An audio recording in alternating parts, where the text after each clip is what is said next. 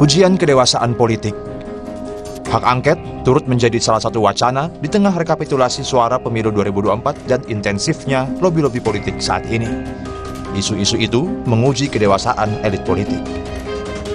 Wacana hak angket awalnya disampaikan Ganjar Pranowo, calon presiden nomor urut 3. Dia mendorong partai pengusungnya pada pemilihan presiden, yaitu Partai Demokrasi Indonesia Perjuangan dan Partai Persatuan Pembangunan, menggulirkan hak angket terkait dugaan kecurangan Pilpres.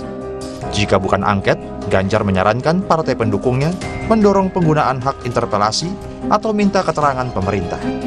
Pasal 79 ayat 1 Undang-Undang Nomor 17 Tahun 2014 tentang MPR, DPR, dan DPD menyebutkan angket, interpelasi, dan menyatakan pendapat adalah hak yang dimiliki DPR. Angket adalah hak DPR menyelidiki pelaksanaan suatu undang-undang dan atau kebijakan pemerintah yang berkaitan dengan hal penting, strategis, dan berdampak luas yang diduga bertentangan dengan peraturan perundangan. Hak angket ini harus diusulkan oleh sedikitnya 25 anggota DPR dan lebih dari satu fraksi. Usulan itu lalu dibawa di rapat paripurna DPR yang dihadiri lebih dari setengah anggota DPR.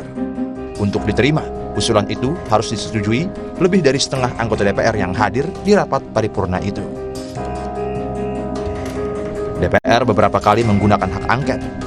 Salah satunya pada tahun 2009-2010, yaitu terkait kasus Bank Senturi yang diduga merugikan negara sebesar 5,76 triliun rupiah. Munculnya wacana penggunaan hak angket saat ini langsung diiringi sejumlah pertanyaan. Di satu sisi, sejumlah dugaan kecurangan pemilu yang kini muncul mesti dijawab tuntas. Selain untuk memberikan kepastian hukum, juga untuk menjaga legitimasi pemerintah hasil pemilu. Di sisi lain, juga ada pertanyaan, apakah hak angket bisa digunakan untuk menyelidiki dugaan kecurangan pemilu? Apa target sebenarnya pengajuan hak angket itu jika akhirnya disetujui DPR? Seberapa banyak waktu yang dimiliki DPR untuk menjalankan hak angket?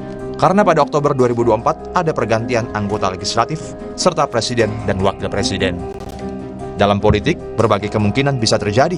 Di tengah proses rekapitulasi suara saat ini, politisi juga punya tanggung jawab menjaga semangat dan loyalitas konstituennya. Politisi juga mesti menjelaskan langkah yang diambilnya berikut hasilnya kepada konstituennya. Pada saat yang sama, elit politik juga harus mulai menyusun langkah politik berikutnya, terutama setelah hasil pemilu disahkan. Berbagai hal itu yang membuat riak-riak politik belum sepenuhnya berakhir seusai rakyat memberikan suaranya di pemilu. Suasana seringkali menjadi makin dinamis menjelang penetapan hasil pemilu oleh Komisi Pemilihan Umum dan sidang sengketa hasil pemilu di Mahkamah Konstitusi. Sejarah politik Indonesia juga menunjukkan, setelah semua proses itu berakhir, suasana politik akan berangsur-angsur semakin kondusif dan semua pihak menunjukkan kedewasaannya dalam berpolitik.